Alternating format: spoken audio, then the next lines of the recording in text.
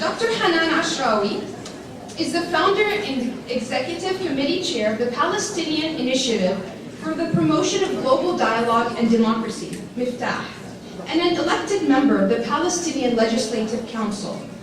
Miftah reflects Dr. Ashrawi's drive to end the Israeli occupation based on humanitarian rather than historical or ideological grounds. Founder and board member of the National Coalition for Accountability and Integrity, AMAN, Dr. Ashrawi is also founder and commissioner of the Palestinian Independent Commission for Citizens' Rights and served as its first Commissioner General. As head of the previous PLC Special Committee on Reform and coordinator of the Steering Committee of the National Reform Committee, Dr. Ashrawi was actively engaged in the planning and implementation of programs and systems of reform, accountability, and rule of law. In addition, in 1988, Dr. Ashrawi was one of the 4 Palestinians involved in ABC's Nightline 3-hour discussion with 4 Israelis, the first of its kind. In 1991, she was appointed as the official spokesperson of the Palestinian delegation to the Middle East process. Dr. Ashrawi holds a BA and an MA from the American University of Beirut and a PhD from the University of Virginia. She has been an ardent advocate of human rights and gender issues and has made major contributions to peacemaking and nation building.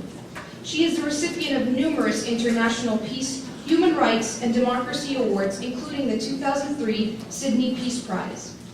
She is also the author of many books, articles, poems, and short stories on Palestinian politics, culture, and literature. Dr. Ashrawi has been highly recognized for her work both in education and world affairs. She is married to Amin Ashrawi and has 2 daughters, Aman and Zina.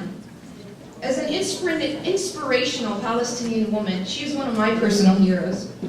Please help me in welcoming Dr. Hanan Ashrawi.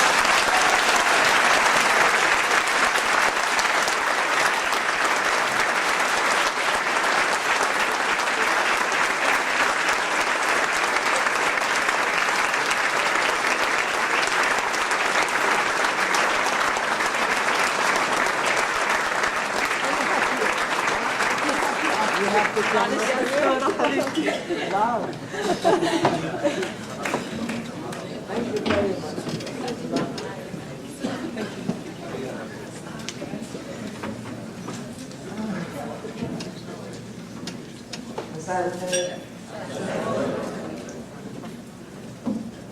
I really feel that this evening has been so moving so far that anything that I'm going to say is going to fall far short of what has been done this evening.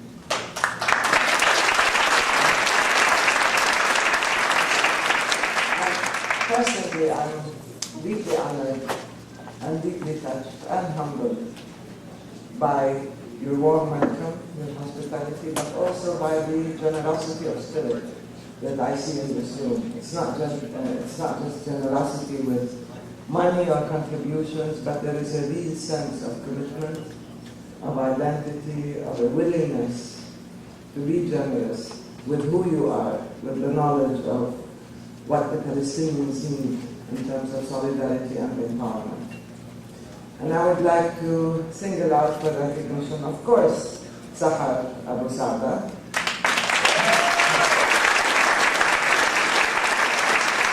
Everybody is asking me how come she managed to bring you here. And I said she was very persistent. She wouldn't take no for an answer. I said, well, my schedule has been arranged for years ahead of time, and I have so many commitments, and I tried to find you somebody else, and she said, no, it won't work. You have to come. And she did everything possible to bring me here, and I'm happy to be here. I would like to thank all the people who have been working diligently with her. The sense of volunteerism and dedication is just remarkable. I'm deeply touched by Arab roots, Rayana. This is really remarkable.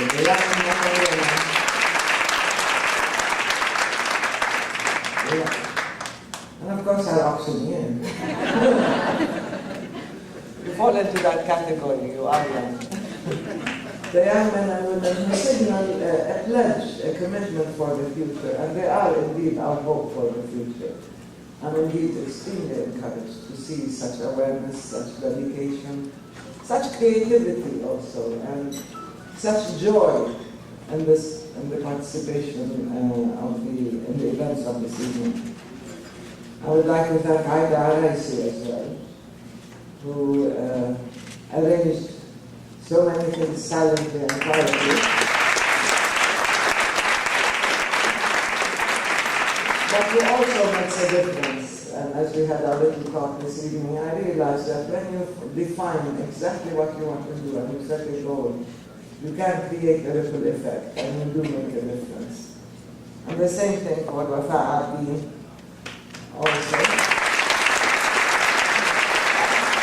I'm not going to mention anybody else. Consider you all mentioned. Because I really believe that each one of you is distinctive, and each one of you has made a significant contribution, even just by being here tonight, and by showing this spirit of solidarity. If in every town, every city, and the states, people like you come together and decide to sponsor one event, one thing, one project in Palestine, you will be empowering all of Palestine. And I thank you for it.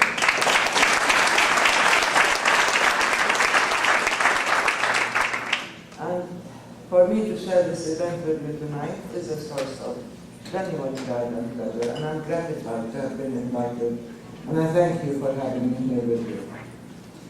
It is with a great sense of pride and appreciation that I acknowledge your initiative and recognize your objectives. And I recognize them for what they are, really. Peace certainly is a noble objective and a most basic human right.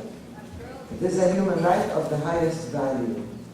Peace with justice is something that we all deserve, and the Palestinians no less than anybody else. It is neither a sign of weakness nor a concession from the strong to the weak. It is a right, and it is something that has to be safeguarded precisely for the weak and the oppressed and the deprived.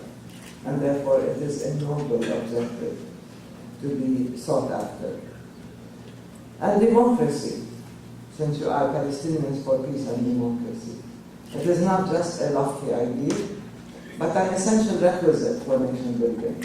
We cannot have a peace process without having a nation building process, and vice versa. And if we are to build a contemporary Palestinian state, we do need a democratic state that would exercise good governance as an operative principle, would apply the rule of law, the separation of powers, and of course would embody a genuine exercise of self-determination in a pluralistic, tolerant, enlightened society that would safeguard the Palestinian people's fundamental rights and freedoms. And this, again, is another noble endeavor to be sought after. Development, since you are for peace and development. It is a human-based agenda where the individual is at once the means and the end, in which economic well-being is an instrument for the well-being of the nation, through social justice and equity, through institution building on the basis of professionalism and meritocracy, and certainly not wasta and political patronage, and through institution building on the basis of professionalism and meritocracy, and through the provision of services and needs, particularly basic services such as health, education, social welfare, and of course the badly needed social safety nets for the public good. All these in Palestine are instruments of empowerment. And the fact that you chose to empower women in particular through economic development and by sponsoring the first woman-owned and operated canning factory is a genuine investment in the future of Palestine. And the future of Palestine lies with the women of Palestine.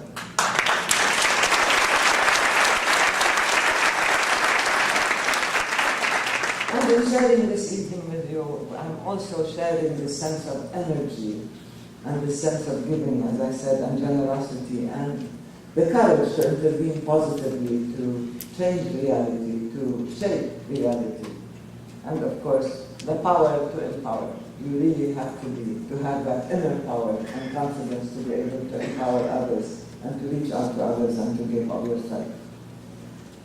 And the question of affirmation of identity, I have seen such, emotional, really, and a sense of emotional empathy and identification with the young women who were modeling these Palestinian costumes. And more than anything else, these costumes were the narratives of Palestinian reality. They were proof, they were tributes to Palestinian identity. And the fact that you participated in this made you also partners in the shaping and safeguarding of Palestinian identity. At once, this identity is one that is considered wounded, endangered, because not long ago, we were victims of the myth of the land without a people for a people without a land. Our very existence was denied. We were a nation slated for national obliteration, for negation, exclusion, even the denial of our very existence. We were a nation who was supposed to be cast outside the course of history, and yet we persisted. We stayed not only within the course of history, but we took the bull by the horns, so to speak, to try to create our own history and our own future. So as a people who were denied, negated, and excluded,